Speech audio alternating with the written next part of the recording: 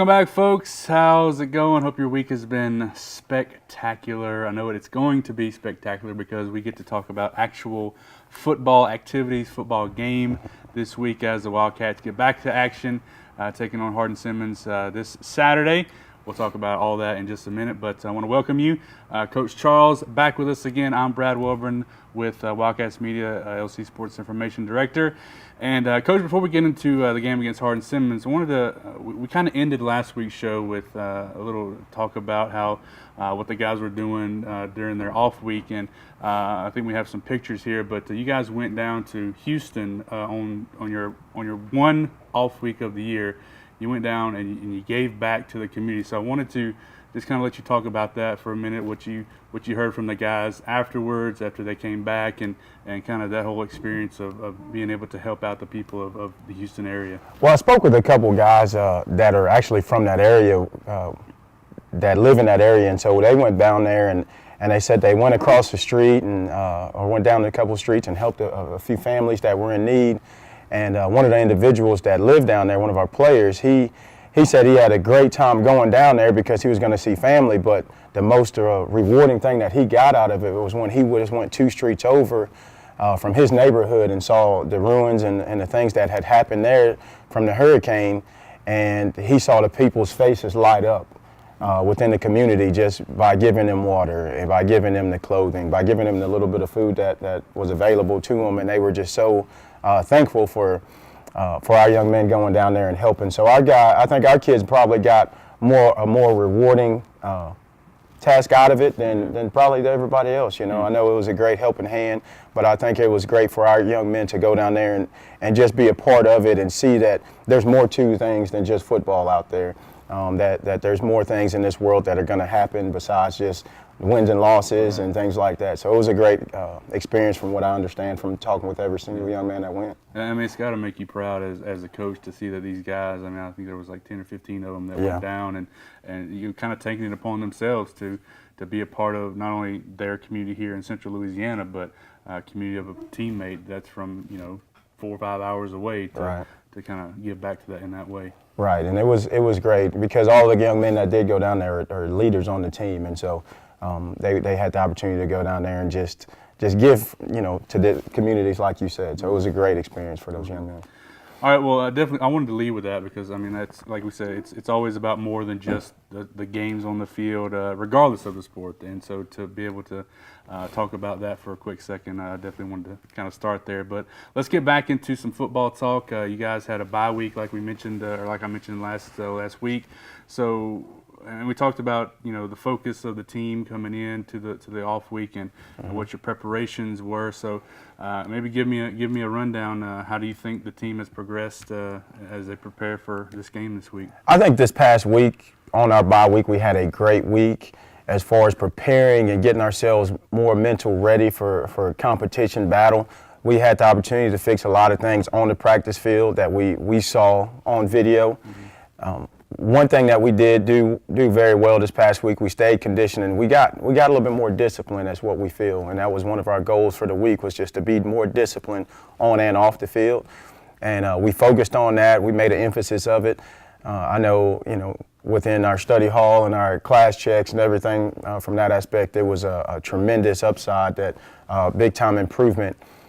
As far as we felt we've gotten better in that area as well. So those were some of the biggest things that we focused on, was just the discipline, and that was, and as far as playing, making our blocks, making the right reads, tackling in the right form, and those types of things. So we got better discipline as a team. And correct me if I'm wrong, but it seems like, programs talk about this across the country, but if you are focused on the task off the field, that it's very easy to translate that focus on the field, practice and play. Do you feel that? Oh, right. We talk about that every day, because what we do off the field, it always correlates on the field.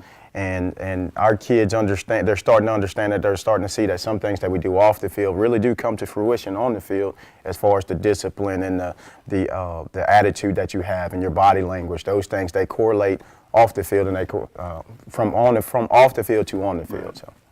All right, well, let's talk about this week. You guys taking your first road trip of the season, headed out to Abilene to take on Hardin-Simmons in the first conference game of the year as well. So We're done with the non-conference stuff. From here on out, it's all ASC play. So, I mean, we talked about it all off-season, last couple weeks, about going 1-0. Right. So, with that said, what do we have to do to go 1-0 this week? We've got to go 1-0 today. We've got to win today. Yesterday we had a great practice. Today we're going to come out and fix a couple things or make a couple adjustments that we decided that we need to see deemed fit for us to pursue going 1-0 in conference. I know one thing our kids are definitely really in tune to right now is staying focused and understanding that there is an opportunity, which is our word of the week, is our opportunity to go 1-0 this week, to go 1-0 in conference, to go 1-0 today. And we're going to win today before we could even have the opportunity to win on Saturday. So, I know it's a big conference game, but we take it one step at a time. When Hardin-Simmons were going out there to their place, they're a great foe, they're a great opponent. Well coached, they're always going to be where they're supposed to be, when they're supposed to be, and how they're supposed to be there. So we got to bring our A game, and hopefully they'll bring their A game, and it'll be a great match. Yeah. Talk a little bit. I don't want to get into too specifics of player matchups and sort of thing, but Hardin-Simmons known for athletic, kind of talented, skill guys, especially Reese Childress has been around, seems like, since the early 2000s. But he's been around. They got good special teams as well. So is it really a matter of just playing sound LC football to kind of give yourself a chance late in the game? Right. Those guys have three really good players on offense, with their tailback, and they have two really good receivers as well. That they like to get the ball to, so we're going to have to make sure. Then they're going to find ways to get those guys the ball, and so we're going to have to make sure that we understand when they do get the balls in their hands, we're going to have to rally to the football. And defensively, they're a sound football team as well. So what we're going to have to do is just play our style of football, not try to overcompensate or try to do something that is not out of our realm by just being what we're supposed to be and doing our task that's in front of us, and not trying to do the next man's job. Just do our job that's in front of us. Yeah. What has been the sort of mission to the quarterbacks this week? Because, obviously, Wayland, all credit to them, but Hardin-Simmons a little bit different opponent, especially defensively. So what has been sort of the mantra for those guys this week as they prepare for what seems to be probably a better defensive opponent? Oh, well, just don't try to force the ball in any position that it doesn't need to be in, and taking care of the ball. Last week we had a few turnovers, and we cannot allow that to happen because a team like Hardin-Simmons will capitalize on anything that we give them. So we can't give them the easy opportunity to capitalize on anything that we do. We got to make them earn it. And so with the quarterbacks, those two young men, they've done a great job this past week and yesterday as well, as far as taking care of the football, understanding what the defense is going to give, and understanding what the defense is not going to give. And so we're just going to make sure that those guys come in with a solid mindset and a solid game plan as far as executing what we need to get done. All right, folks. Well, there you have it. Like I said, this week they're going to Abilene to play Hardin-Simmons.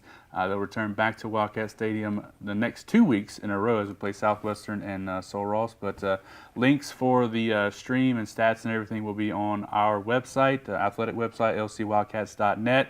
And you can also follow the football team on Twitter, providing live updates all throughout Saturday also. So check the website. You will find all the information you need to know about when they're playing, who they're playing, how they're doing, and all that sort of thing throughout the week. So, Coach Charles, as always, a pleasure. Thanks for stopping by again, and we will talk to you again next week.